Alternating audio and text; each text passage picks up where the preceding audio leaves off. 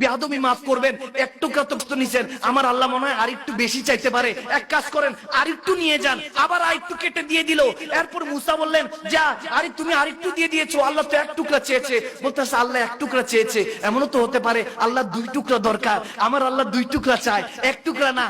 শিখিয়েছেন হুসনে আখলাক তৈরি করার জন্য মানব জাতিকে বানিয়েছেন।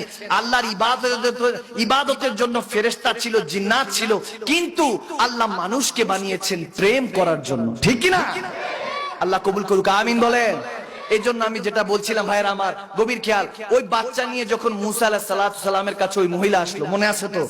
যখন আসলো মুসা আলাইহিস সালামের কাছে আসার পর এখন বলতেছে মুসা কালিমুল্লাহ যে এই বাচ্চা কার? মহিলা বলতেছে আমার বাচ্চা। মুসা কালিমুল্লাহর মেজাজ খারাপ হয়ে গেল, ব্যাপার কি? এর না বাচ্চা তকদিরে নাই, বাচ্চা হইলো কিভাবে? এখন ওই মহিলা মুস্কি হেসে বলে আপনি তো বলছেন আমার বাচ্চা হবে না, কিন্তু আমার তো বাচ্চা হয়েছে। সুবহানাল্লাহ বলেন। মুসা আলাইহিস সালাম বলে, কারণ মুসা আলাইহিস সালাম তো আল্লাহর নবী, জানে আল্লাহ ছাড়া তো তারে দেনেওয়ালা কেউ নাই, ঠিক কি না?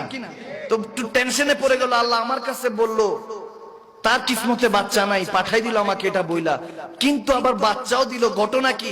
পরের দিন তুর পাহাড়ে দৌড়ায় গেল। আল্লাহ বলল কি হয়েছে মুসা?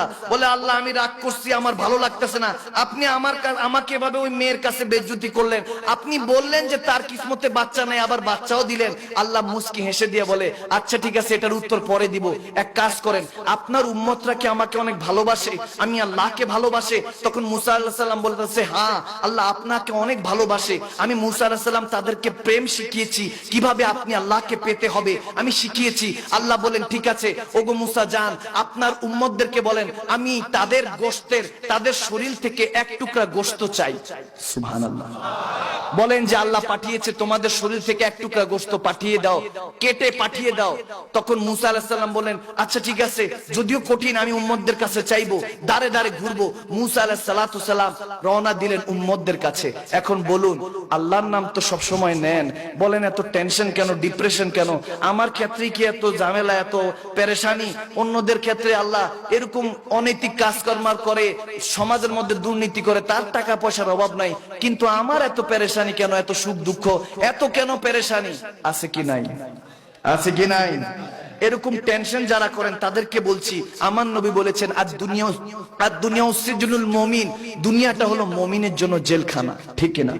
তার মানে জেলখানায় কেউ ভালো থাকতে পারবে না। তো যখন মুসা আলাইহিস সালাম উম্মতদের কাছে গেলেন, উম্মতদের কাছে গিয়ে বলতেছেন আমার আল্লাহ এক টুকরা গোশত চাইছে, জেসিলের থেকে এক টুকরা গোশত দিতে। তো মুসা কালিমুল্লাহ যখন উম্মতের দাঁড়ে দাঁড়ে যাচ্ছে, আমার আল্লাহ বলছে যে তোমাদেরকে এক টুকরা গোশত দিতে, আল্লাহকে ভালোবাসলে এক টুকরা গোশত দাও। সবাই তো টেনশনে পড়ে গেল, বলল ইয়া মুসা আমার না আজকে রোগ হয়েছে, আজকে শরীরটা বহুত খারাপ, আপনি যদি এক টুকরা গোশত নেন তাহলে আমি মরেই যেতে পারি। আবার মুসা আলাইহিস সালাম বুঝছে এটা বেশি পাক্কা ইমানদার না, এটার ইমান দুর্বল আছে। আরেকজনের কাছে গেল যে আমার আল্লাহ বলেছে এক টুকরা গোশত দাও, যদি তুমি আল্লাহকে ভালোবাসো জেসেম থেকে এক টুকরা কেটে গোশত দাও, আমার আল্লাহ চেয়েছেন। এখন কেউ দিচ্ছে না, যার কাছে দিচ্ছে ফিরিয়ে দিচ্ছে। মুসা আলাইহিস সালাম টেনশনে পড়ে গেলেন, আমি এদেরকে কি হেদায়েত করেছি? এতদিন কার কাছে আমি তাওরাতের কথা বলেছি, আসমানি কিতাবের কথা বলেছি, আল্লাহর কথা বলেছি, এরা তো আল্লাহকে ভালোবাসতেই পারে নাই। আফসোস করে যখন ফিরে যাচ্ছিল তুর পাহাড়ের দিকে, যে আল্লাহকে কি বলবো যে আল্লাহ আমার উম্মতরা তোমাকে ভালোবাসে না, কিভাবে বুঝাবো? যখন এরকম টেনশন করতে লাগলেন, যেতে যেতে দেখে একজন মজজুব, একটা পাগল আল্লাহর বান্দা বসে আছে। মুসা আলাইহিস সালাম যখন সামনে দিয়ে যাচ্ছিল, তিনি একটা সালাম দিলেন, একটু পাগল মজনু টাইপের, মাজুব টাইপের, এই দিওয়ানা টাইপের, ম্যাড টাইপের, আস্তে করে সালাম দিল, আসসালামু আলাইকুম ইয়া মুসা কালিমুল্লাহ। তখন মুসা আলাইহিস সালাম আনমনে সালাম উত্তর নিলেন, ওয়া আলাইকুম আসসালাম।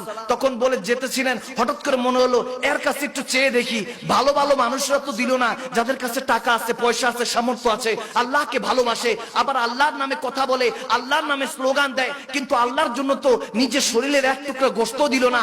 সেই মজজুবটাকে জিজ্ঞেস করে দেখি, পাগলটাকে জিজ্ঞেস করে দেখি সে দেয় কিনা। তখন ওই মজজুবটার কাছে জিজ্ঞেস করলো আল্লাহকে কি তুমি ভালোবাসো? তখন সেই মজজুবটা চুপ করে রইলো, বললো আমার সামর্থ্য নাই ভালোবাসার, আমার তৌফিক নাই, তিনি যদি ভালোবাসেন তাহলে হয়তোবা তেনার বান্দা হতে পারি। পাগলটার কথা শুনে মুসা